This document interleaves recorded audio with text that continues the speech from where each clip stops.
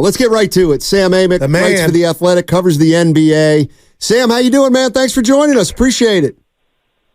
Good, gentlemen. Love to be on with you. Appreciate you having me, as always. Yeah, I tell you what, you had a story about Klay Thompson in The Athletic, and there was an interesting part of it about Larry Bird, and I was hoping you could share that story with our listeners. For sure. I would love to. So, All-Star Weekend, guys, it's Friday morning before the game. There's an event called Tech Summit, which, to be honest, for me, is like the highlight of the weekend from a reporting standpoint. And the funny little subplot is it's typically a completely off-the-record event. And so you have a lot of owners, executive agents, former players, some media people, and everybody's comfortable, so they share kind of their real feelings on these different panels, and it's all off the record. Well, Larry Bird does a panel with Bob Costas, and talking about the game of basketball, talking about the history of the league.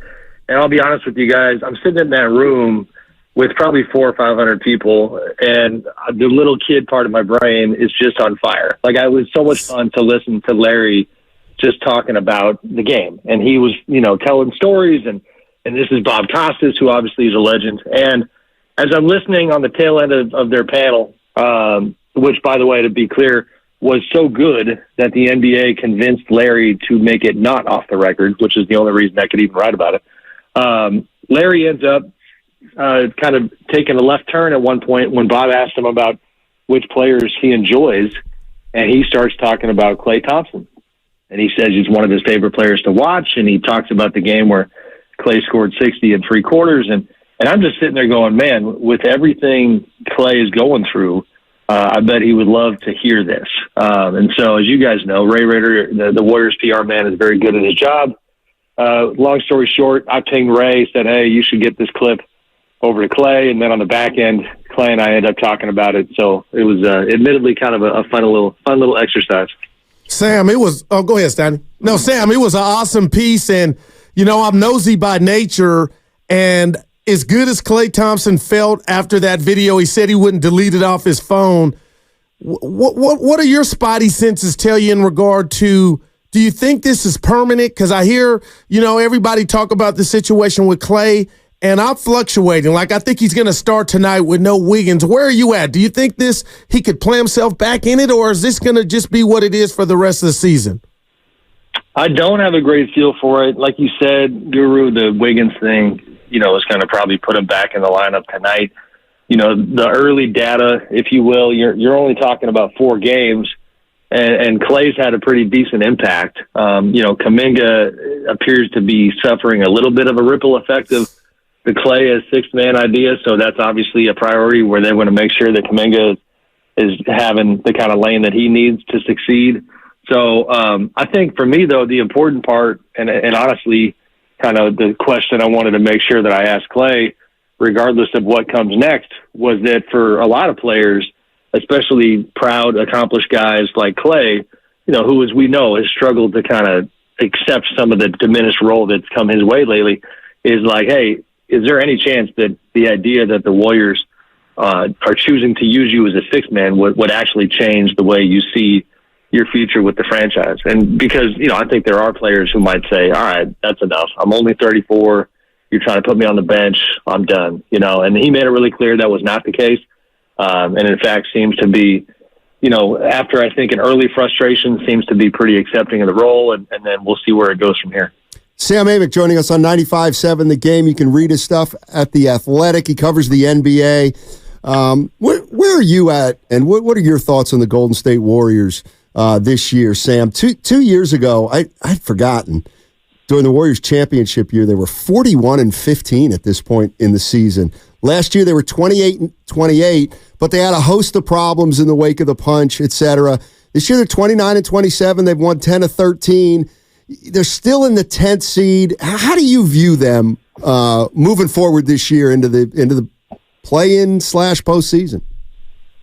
So it's funny because of what they've accomplished. Obviously, the framing is always different. The bar is set so high. So it's like if you ask me that question, Steiny, in the context of who these Warriors have been, then I'll kind of shrug and say, they're fine. You know what I mean? But Truthfully, last couple of weeks, they win 10 out of 12 before falling to Denver. And it was a bad second half, but, you kind of can't forget they were up by almost 20 on Denver, which was impressive. And they're having these moments, where Kuminga is doing his thing. And Bajinski obviously is a real find. And again, this is something I asked Kevon Looney about, like, to take it back to Klay, it's every little element here to me is really important, but Klay's willingness to be malleable and play these different roles is huge because it sets the tone in the locker room, and now young guys can shine, and nobody is feeling like the vets are kicked off at them all the time like I think they might have at different times in the past. So if all these puzzle pieces come together, I think they're a pretty interesting team that I could say, could see doing something similar to last year. And that Lakers series, they had a crack at it, and it could have gone the other way. So do I see them as a title contending team? Definitely not. I do think they are more interesting than I thought they would be at this point in the season. And in terms of the second generation, these young guys, they really actually have something with some of them. And, it's fascinating to see, them try to get the most out of them with the old guys still hanging on. Sam, I know only God can judge, but I need a favor from you. I'm giving you permission to judge me. I'm coming into work. I'm thinking about this Warrior season, your article with Klay.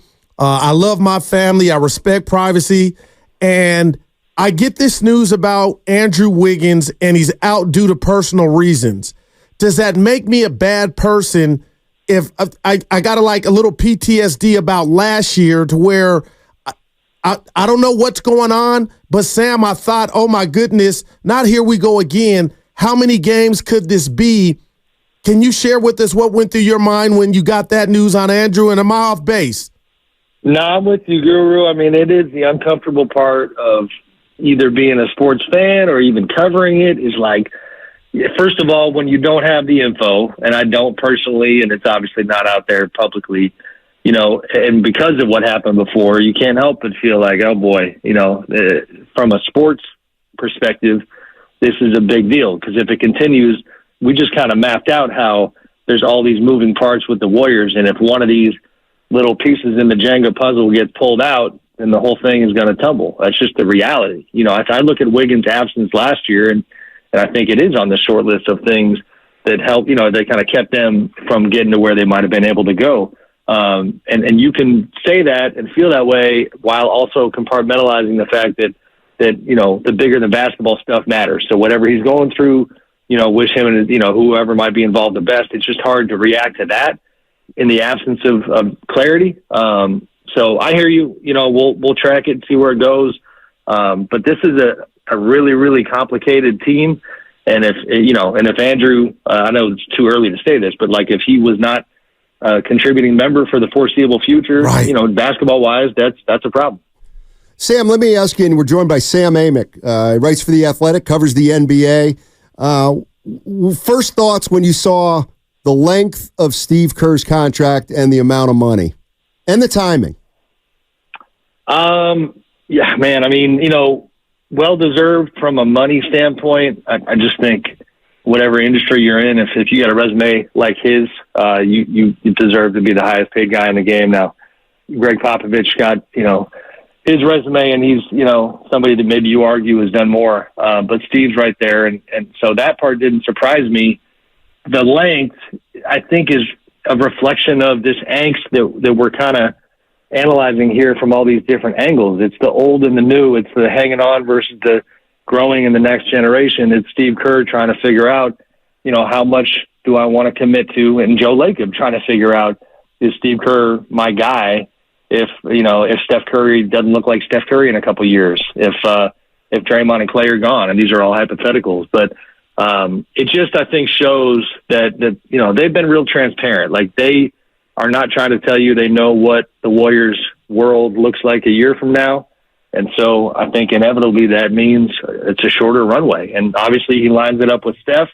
I think we've kind of moved on, as a quick aside, guys, from the Bob Myers departure, which in reporting on this Klay story I didn't really make a big deal out of it, but there's one line in the column about Bob's departure, I think, impacting the communication between Klay and Joe even. And within that, don't forget that, Steve and Bob were partners. And And little by little, that's things have been chipped away at in terms of the group as it was before. And this is Steve trying to figure out what kind of vision he has for his part in it.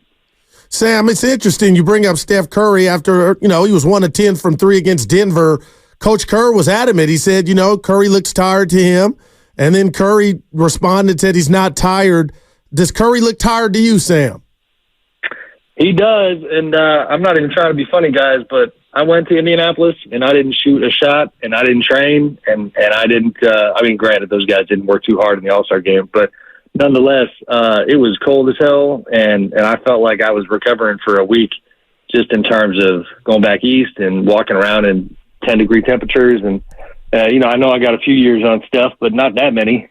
So, it wouldn't surprise me. This is that point in the season where the grind does catch up with guys. I'm not sure if Steph just doesn't want to admit that he's tired or if he's just not feeling it, but it would make sense. And, it's unfortunate just for that one game the other night. It's kind of like there's not a lot of nights where you say, man, if Steph actually would have done his thing, then they walk away with the win. So, I'm sure he'll find his way again. But I think for sure there's got to be a fatigue factor. Sam, before I get you out of here, I want to let you in on a little bet that I made with my partner about the Sacramento Kings. Oh, boy. So they won Okay. 48 games last year, and Goose said, they're going to be better this year. And I said, you know what? To me, they have that smell of a team that maybe was a little too high last year and may come back. Anyway, the bet is that if the Kings win 49 or more, Goo wins the bet. If they win the same as last year or fewer, I win the bet. Right now, they're 33-24. They got to go 16-9 for Guru to win the bet. Who do you like, me or Guru on that one? Man, that's a tight one. Last night didn't help, Sam. Last night hurt me, yeah. So, last night was brutal. I was out at that game. 16-9. I'm going to say no. I think Matt Steiny, you're pulling us off. Because that's kind of why that Miami game hurt them so bad. Is I'm looking at it here. They go at Denver, at Minnesota. They host Chicago. Then it's at the Lakers. They got some tough games down the stretch. Yeah. And, I can't figure them out. I mean, I just really can't. I know we say that every year about a couple teams, but it's wild. Sam, they're missing. What if I told you they're missing one player? They're missing one more bona fide dude. Yeah, but nobody can tell me who that is, Guru. That's the problem, is that Sabonis is such a, I think, underrated, underappreciated, fantastic player. But one of the downsides of his game is that you got to be careful who you put next to him or around him with the way they function. So I don't know who that dude is. I'm always going to wonder what OG Anunoby would have looked like if they went after him harder. I think he would have helped. But, they definitely need more, but they're a Jekyll and Hyde team for sure. Interesting, Sam. You said they got to be careful about who they put around him. I think most people think offense, but I think you mean defense too with Sabonis, who you put around him. For sure. Yeah. And I actually, I had a pretty interesting chat with Kings legend Doug Christie about Domas's father, Arvydas, the legend, and how, if you look at Rasheed Wallace played with Sabonis, with older Sabonis, and was a good mix. And is it that kind of a guy, or is it, these European guys who can pass like crazy, like Joker and whatnot? You do have to be very selective about who you put around them. But the Kings defense, Sabonis's major weakness is you got T-Rex arms, and doesn't have the length and is not a rim protector. So they struggle on that end of the floor. But I think Steiny, you're probably gonna get a couple bucks. Oh man! All righty, I love it. Hey Sam, thank you so much for joining us, man. Keep up the great work. We love you here. Appreciate you guys. Be good. All right, Sam Amick, the Athletic. Cool.